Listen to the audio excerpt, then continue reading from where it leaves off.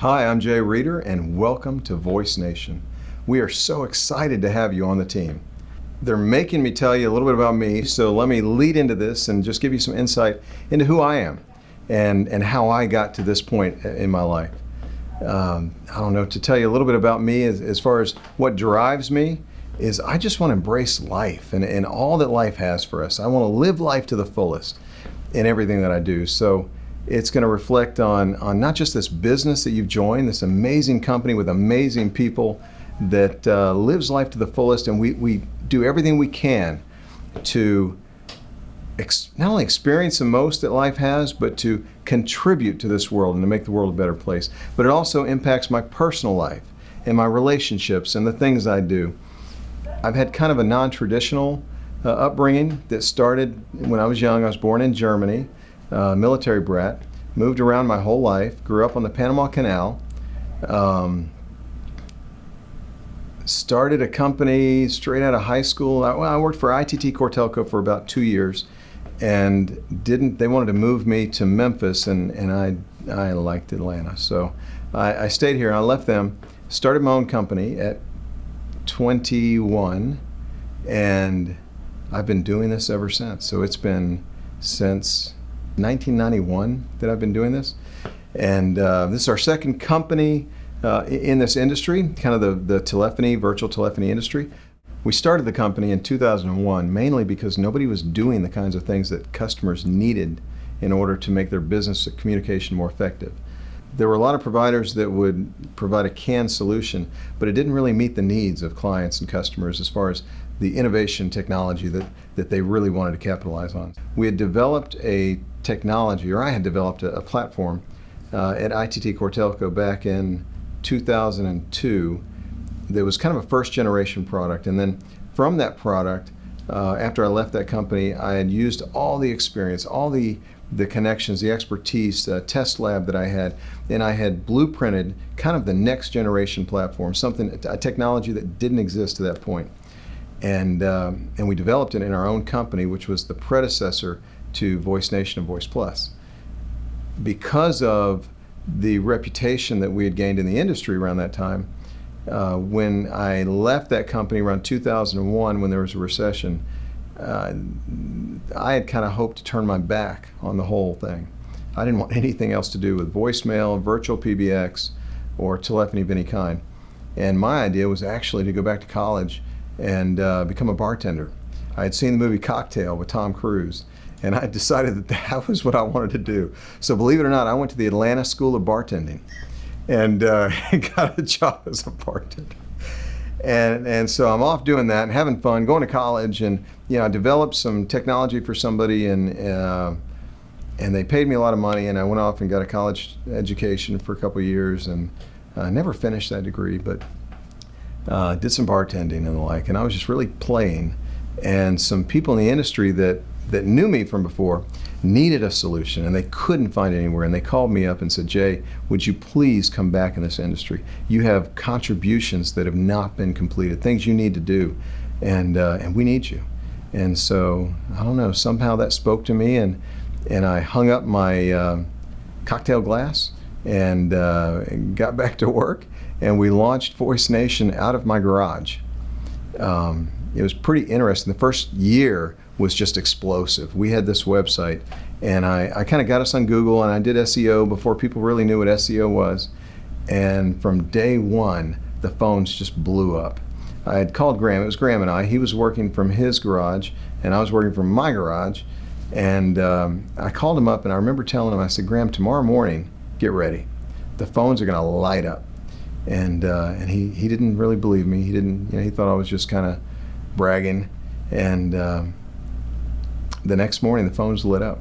The phones rang and rang and rang. All day long, the phones rang. They rang until we turned them off at midnight.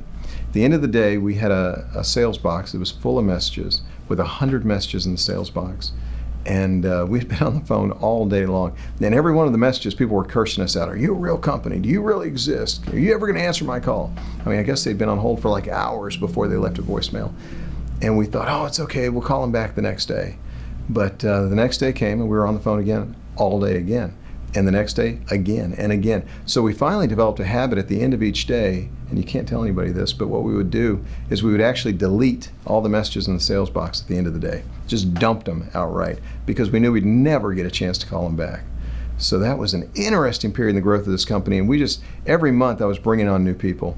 And my garage filled up with desks, and we've actually got pictures of 9 desks around the perimeter of my garage before we outgrew my garage and moved to our first office. But what else? Okay, so we used to get phone calls, and like nowadays we've got fancy phone systems, and you guys have headsets and SIP phones and the latest and greatest and the best that technology has to offer. Back then we had these little 2-line phones that we bought at Walmart, and I had lots of telephone lines installed, and they would plug into the phones. And quite literally, somebody would call in, and I'll never forget Nikki putting somebody on hold, and she sounded so professional.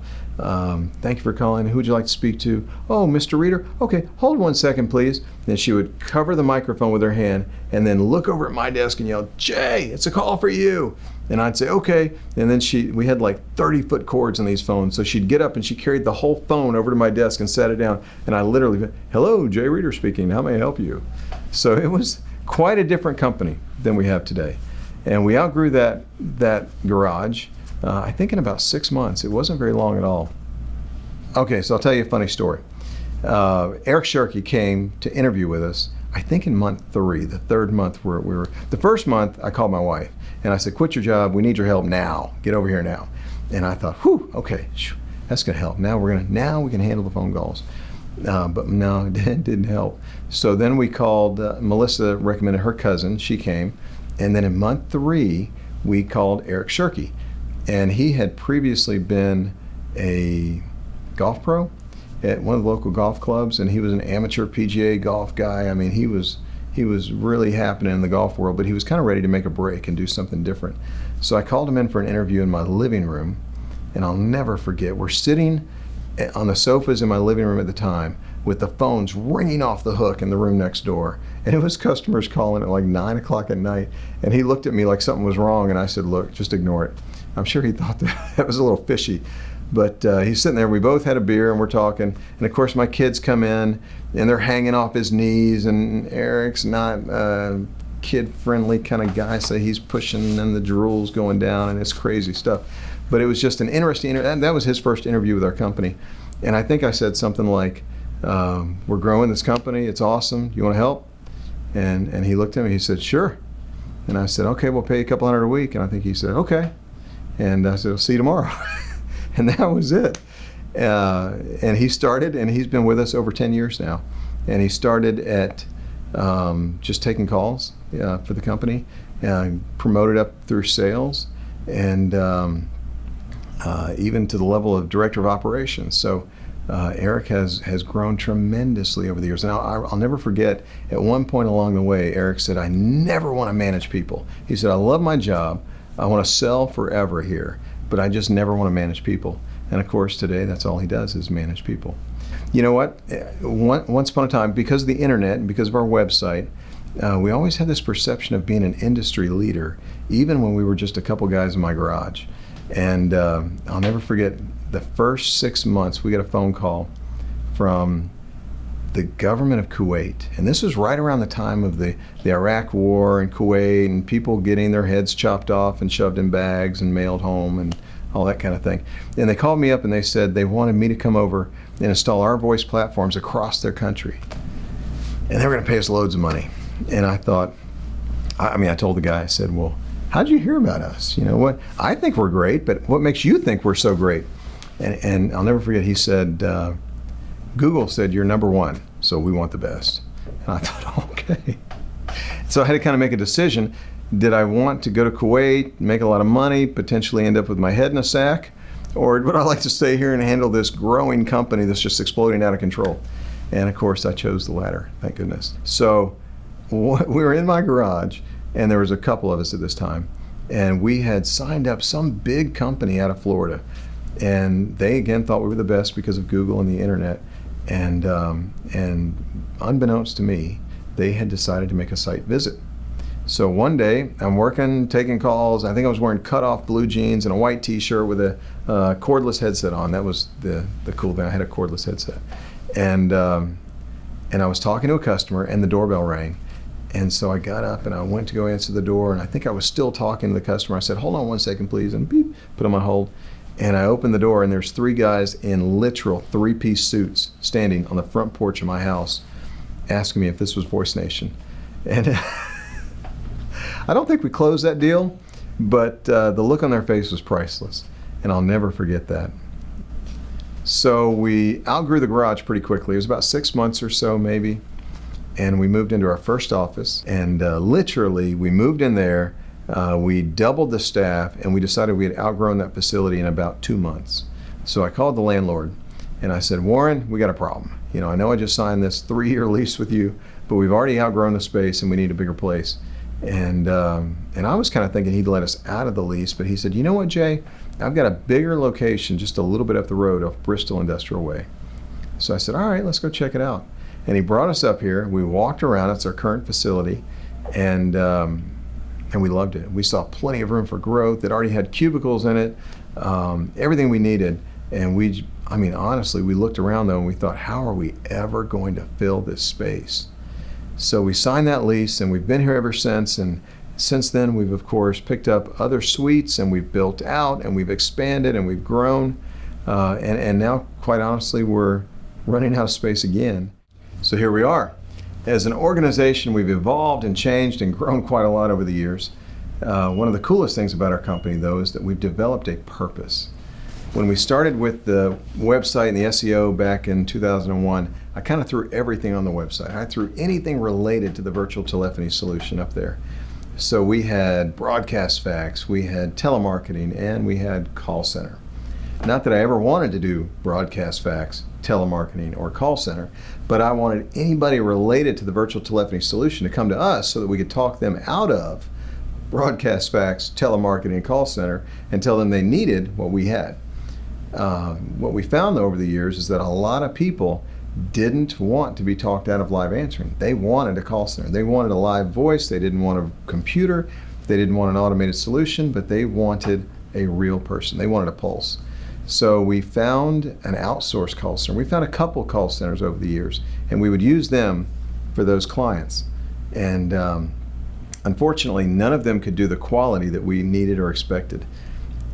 Another funny story. At one point, I had Eric and Alicia and the entire sales team approach me, and they said, "Jay, we have got to quit selling this live answering stuff. These call centers are horrible. They're creating a bad reputation in the industry, and it's just making our life miserable. We're dealing with these calls, and we're having to apologize, and it's eating up our time."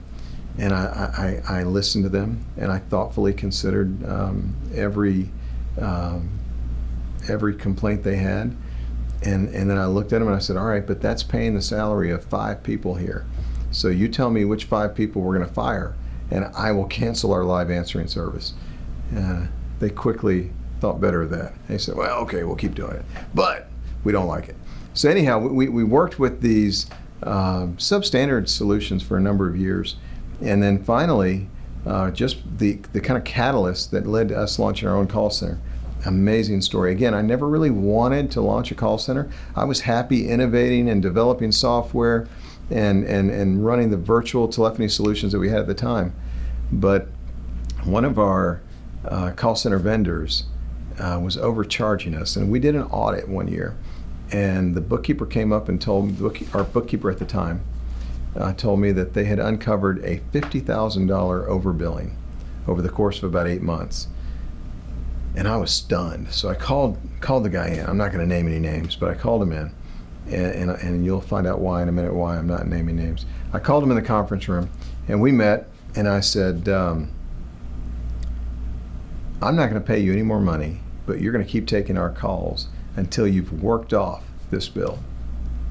The man, I'm not lying, I've never seen this before in my life. The man literally broke down and started crying. He said, "Jay, if you do that to me, it's going to run me out of business. I can't do that." Now, I've got compassion, and I was willing to work with him, but I realized that if that could happen with me as his customer, then he likely has another customer he's done that to as well, and they might not have the compassion or the mercy that I would have on him, and they run him out of business, and my customers don't get their calls taken. So we launched a call center, and we had no idea what we're doing. We interviewed all the equipment manufacturers in the industry. Luckily, the suite next door, Suite A, was available, so we called the landlord and leased that suite. Went out and bought a bunch of cubes. We hired somebody to come in and hire and train the girls to run the call center. And literally within a couple of months, we were a call center with zero experience. So we spent the first 3 years really kind of figuring out what it was like to run a call center, what it was like to man a call center, what the technology needs were. And it's been an amazing process. It was an adventure, I guess, is one way to put it. So over the years, the call center has grown tremendously. Just like the initial growth of the company, the call center took off and actually surpassed VoiceNation as the primary activity of our company. Along the way, we developed a purpose and a culture. The purpose is to make the world a better place for those in it. We like to say a lot of times that we are a people growth company. As we've brought more people on, we've come to realize that people aren't perfect. They're not going to come to us perfect. And that the most important thing we can do for the success of the company and the people that work here is to invest in their growth and their development. So we literally are a people development company first, a people growth company first. And then we have our purpose statement to make the world a better place. You know, we want to make the world a better place for our employees through their development, their growth, through any way we can help, you know, whether it be just providing meals or creating an environment that's fun and supportive, through helping our clients and customers with innovative technology solutions and being a knowledge leader in the industry, taking everything we've learned and sharing it with others. And then finally, making the world a better place for the world, where we take all of the benefits of our knowledge and the resources that we've gained and the resources that are given to us, and we use them to help others, people that are not in the position we are. Because success is not a privilege, it's a responsibility. We have a responsibility to help others because we can. I mean, if we want to live life to the fullest, if we want to experience the most impactful life that we could live, it's going to include us helping others because there's such an opportunity. It's not something you have to do, it's something you get to do. A lot of companies sell things to make money. We want to change the world, and we fund that dream by selling things. So as a company, that's what we're about. That's what we've grown into. Along the way, we've developed open source technology. And what is that? Open source technology is developing a software solution or technology and giving it away to the world. And what we've done is we're taking all of our call center technology, all of the platform and infrastructure that drives the answering service, and we are redeveloping it so we own the intellectual property. And then we're going to literally give that intellectual property, give that software, give the source code away to the world. Not only that, we're going to develop training videos and materials and websites that help to educate people on how to use this technology and how to do this themselves. So our goal is, and what we're working toward and what we have become, is a knowledge leader that really shepherds an industry toward better solutions, not only to industry challenges and people challenges, but world challenges, where we can truly have an impact, truly leave a legacy in all that we do, and create a company, an environment, a place to work where we can all be proud to work here, where we feel like we're making a difference in the world. We're not just earning a paycheck, but we're changing lives. And that's really our passion. That's the passion of VoiceNation. So as an organization, as a call center, we're unique in a lot of ways. One is that we're the architects of our own technology. Now, what does that mean? Most call centers, I was about to say a lot, but honestly, almost all call centers, with the exception of ours, will go out and buy the technology to run their call center. And then they take, and literally, they will spend millions of dollars for just 25 seats. And they take that technology and they hire people and they answer the phones. In our case, what we've done is kind of like we did before. We've redeveloped all the software, we've redeveloped the technology, and we've created solutions that don't exist elsewhere. We've created technology and solutions that are unique not only to our company, but are unique solutions to the clients. So we can do things that other people can't do. From a technological standpoint, that's a differentiator of our company and others. Another huge differentiator is our focus on staff development and people growth. I mean, this is something that nobody is doing on the scale that we've done. We've hired school teachers and college professors. We're setting up a complete VoiceNation university. We have our staff devote at least 25% of their time to staff development, and managers are supposed to spend 50% of their time at this company on staff development, because that is so important to not only the growth of the organization, but also to every individual employee that works here. If we're going to make the world a better place, we want to start with our employees. The most important thing at VoiceNation is the culture. The culture here is everything. When you come to work here, I'm not really concerned about whether you know how to do your job as much or know the technical skills behind what you're doing, but adapting, what they call socializing, to the culture of this company is the most critical thing you're going to do to succeed in this environment. We don't do things the way other companies do, and I don't expect people to come in here and just intuitively know how to operate. So pay particular attention to the cultural aspects, pay particular attention to the socialization that's going to occur during your onboarding, because that is the most important point, the most important milestone to guarantee your success at this company. So we launched Voice for Nations to be our nonprofit vehicle or the arm of the organization that really impacts the world. This is the place where we get to do the fun stuff. In Voice for Nations, we do everything from homeless outreaches to working with family crisis centers and children's shelters and transitional housing programs. We've brought in and hired on people that work with United Way as consultants, people that are full-time changing the lives of others through that arm. We've built the video studio, and we do a lot of videos to help people for humanitarian organizations around the world, and even for some of the organizations in your backyard, that work right here in North Georgia. So we're having an impact on the world, and a lot of our staff really gets plugged in, and I encourage everyone to get plugged into Voice for Nations and some of the nonprofit employee volunteer programs that we have, because that's where you get to live life. You get to really get out there and help people and experience the world in a whole different way, rather than just coming to work and doing a job. You get to feel like you've got a purpose, and we want to give everybody an opportunity to do that. So there's going to be things that you're going to experience at VoiceNation that might be a little bit different than other companies. At the end of year party, for example, last year, we gave every employee a folder with a picture of a child and a name and a Christmas list. And these were all children that were in a shelter that didn't have parents and were not going to experience Christmas. We included in that folder a $100 bill and asked everybody in the company to go out and buy gifts for those children. Those are the kind of things we're talking about. We're going to do local, hands-on activities, but then we also get global, and we do a lot of things that will impact, for example, our support of the anti-bullying initiatives, where we take authors and film producers to local schools and film them and help facilitate that training, or the work we've done with humanitarian organizations around the world that provide medical care, where we're flying video teams to other countries in order to help them to get the word out. Or even some of the plans we have coming up in the future, where we want to take the best of everything we've done. We've hired people that are working on programs for transitional housing. We've hired educators that are working on job skill and life skill programs. We've hired ministry people to start getting that hands-on experience.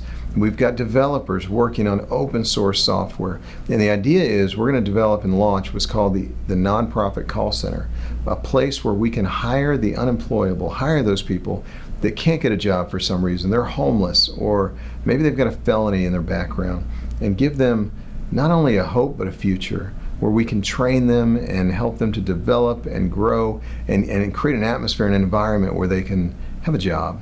Because we've worked with a lot of those people, and the only thing they really want, you might think they want a handout, you might think they want a big check, but at the end of the day, they really just want a job. And we're in a position to do that for them. And so that's one of our big goals. That's one of our big purposes this year that we're really excited about. With that said, the future of VoiceNation has me more excited than anything we've ever done before. As we continue to grow and add staff and expand the area of influence where we can impact the world, the thing that excites me most about where we're going is the people development, the people growth opportunities at this company. We're going to focus and invest more and more in the development of people and in intentionally helping them to grow and succeed in whatever life has for them. This is important, we want everyone to become the best version of who they can be. We want them to develop their skills and their giftings. We're not looking to create people that fit a mold we need. We want to find people where they are and help them to grow and develop into the best version of who they were made to be. And so a lot of our life skill and job skill programs, a lot of our staff development is going to center on things that would seem like they're not work related. There's going to be relational development, there's going to be financial development, there's going to be leadership training, and all sorts of other things that may not be directly impacting the job that you have with our company. But know that this is the focus, this is the future of where we're going, and this is exciting. I love it. Nobody's doing this kind of stuff. And we're going to take everything that we're doing here, and after we've developed it and honed it, the idea is we're going to give it away to the world and make it available in other countries and other languages all around the world, which is going to be fun. So VoiceNation is not just a company, it's really a way of life. We want everyone we come into contact with to realize there's a better way to live, there's a better way to work, and there's a better way to interact with the world around us. That's what we're all about. That's our purpose, that's our plan, and that's where we want to take you. So welcome to VoiceNation.